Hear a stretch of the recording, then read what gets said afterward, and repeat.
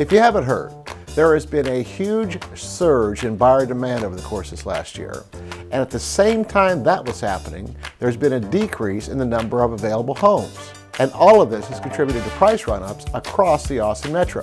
Now, this has been very good news for sellers, but has created a number of challenges for buyers. There have been several instances of homes selling for several $100,000 more than the list price. But unless you're a buyer who has a lot of cash to work with, in order to keep up with these bidding wars and these price increases, you may be finding it harder and harder to find a home in your budget. This is the essence of an affordability crisis. And if you stick around for this video, I'm going to go over some of the ways that this impacts not only the buyers with the lower household income, but basically everyone in the entire Austin metro.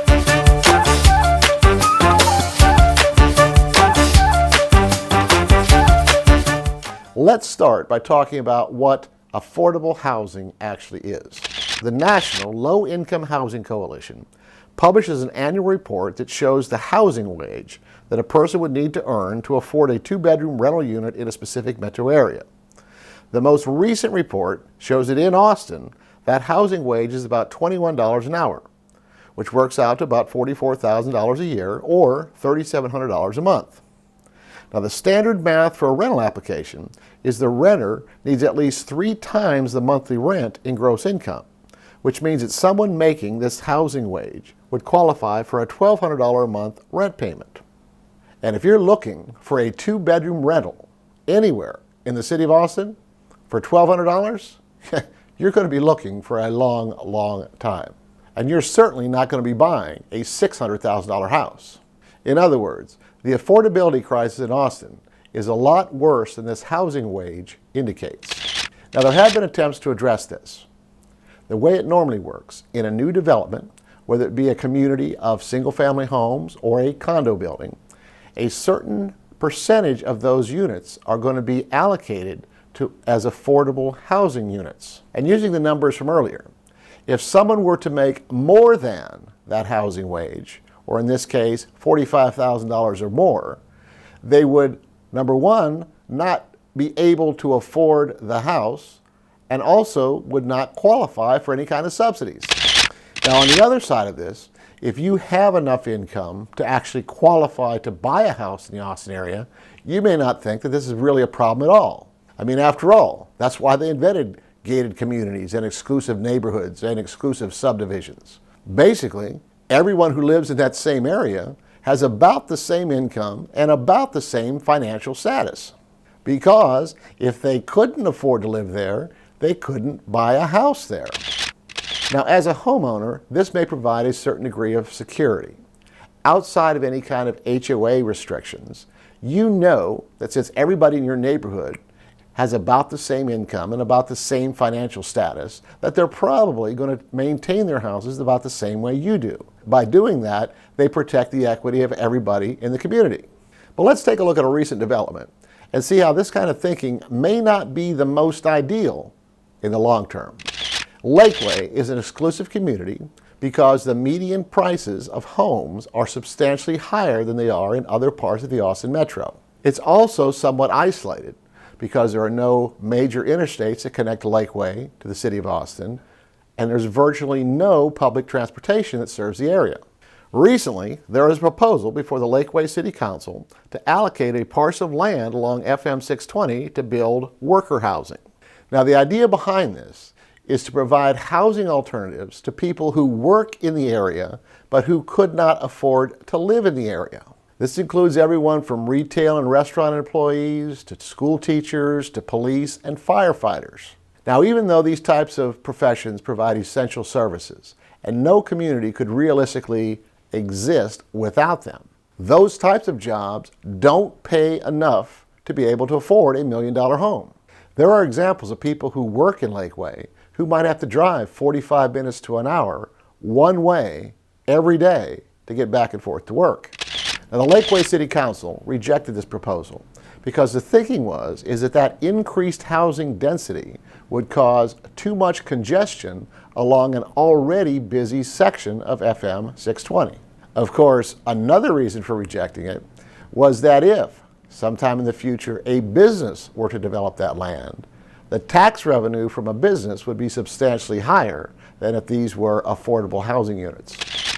Now, on the one hand, if you live in a $1 million home in a gated community, this does make sense because you would probably want to restrict the type of housing that would be in the immediate area outside of where your community was. I mean, after all, you've worked hard to get where you're at. Why would you allow something to happen that could potentially devalue the home or the community that you live in? On the other hand, though, I believe it is important to remember that all the prosperity that we're currently experiencing here in Austin is the direct result of residents making decisions a long time ago that set us up for this success. Let me give you an example. If you've ever been to Round Rock, you have either driven on or probably crossed Louis Hannah Boulevard. Now, even if you've never wondered who Louis Hannah was or what he did to get a street named after him, let me tell you the story. The Hannahs had lived in the Round Rock area for a long time. In fact, Hannah Chevrolet along I-35 is owned by this same Hannah family. Well, Louis Hannah served as the mayor of Round Rock back in the 1950s, and probably one of his most significant accomplishments was influencing the Texas Department of Transportation's plans on I-35.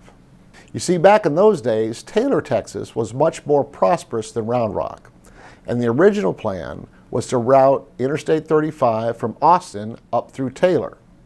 Now, however he did it, Louis Hannah got them to change the plans and route the interstate directly through Round Rock.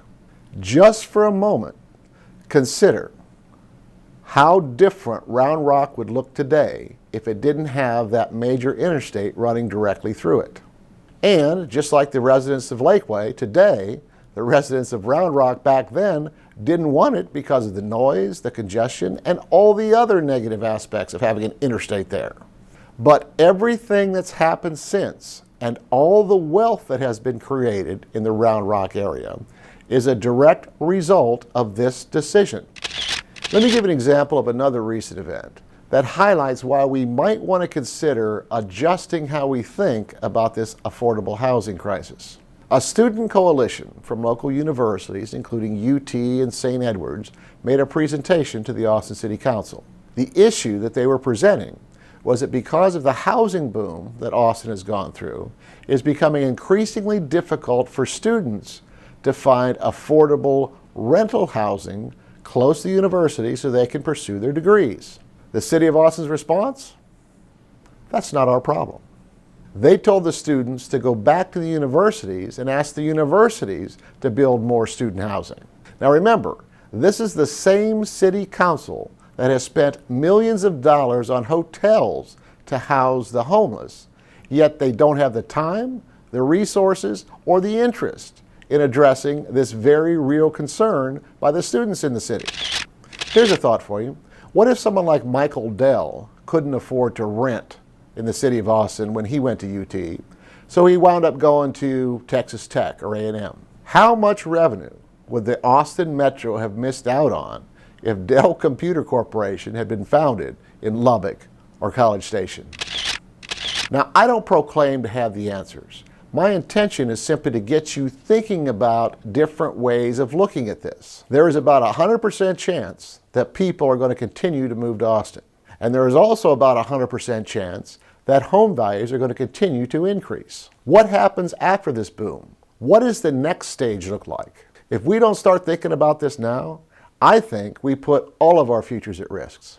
We need more people who are thinking about what happens in the next 20 to 30 years. We need more people who are able to make decisions like Louis Hannah did. Now, if you like this video, you ought to check out this other one that I did. And don't forget to subscribe to my channel and hit that notification bell. All of my contact information is in the video description, so don't be shy. Let's make your real estate dreams come true.